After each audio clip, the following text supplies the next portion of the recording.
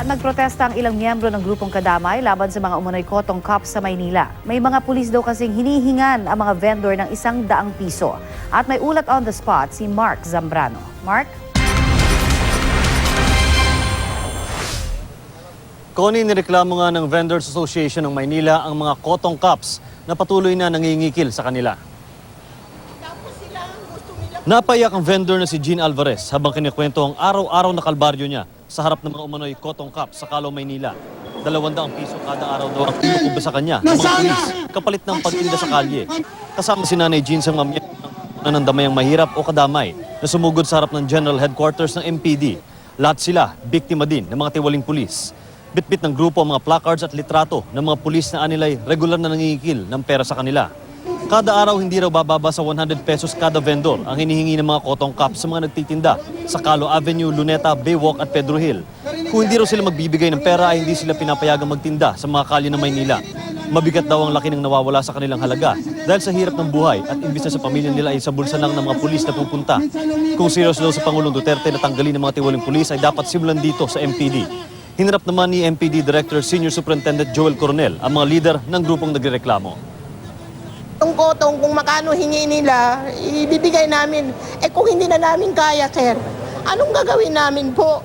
Tapos pag hindi kami makabigay, ang ginagawa nila, kunin nila yung mga paninda namin. Yung ibang mga kasama ko, kinukuha po nila mga payong tapos tutubusin. Ngayon po, nagbigay po ako ng utos na ma-relieve po sila presently in their stations and to report within 24 hours to District Headquarters para sagutin po yung mga reklamo o complaint laban sa kanila.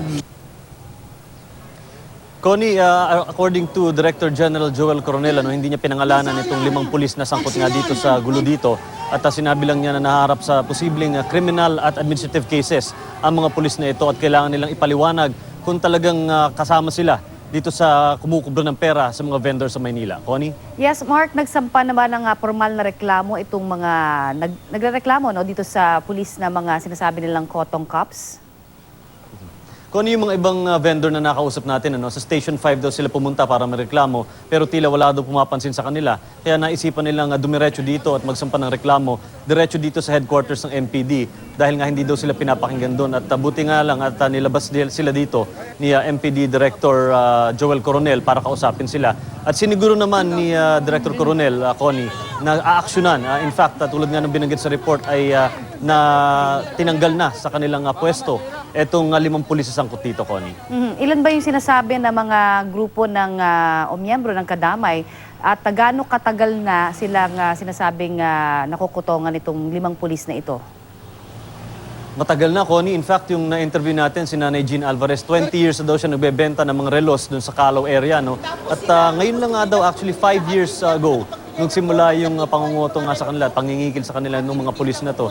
At sabi nga nila, sana hindi na magtagal ito dahil dumadami nga yung tinda doon at naapektuhan na yung kanilang hanap buhay, Connie. Ano daw ang nag-udyok, Mark, sa kanya para talagang this time around, after 5 years, magbigay na sila ng kanilang salaysay at magsampa na nga ng reklamo dito sa mga pulis? Malaki na daw nawawala sa kanilang pera, Connie. In fact, 200 pesos per day ang nawawala doon kay Jean Alvarez na nakausap natin.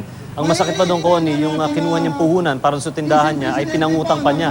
So isipin mo yung 200 pesos a day ang nawawala. Kaya sabi niya siguro kailangan ng gawa ng aksyon. Kung hindi aaksyon na ng Station 5, ay siguro dito sa MPD headquarters ay makakuha nila yung solusyon. At yun na nga ang siniguro sa kanila ng MPD, Connie. Alright, maraming salamat sa iyong update sa amin, Mark Zambrano.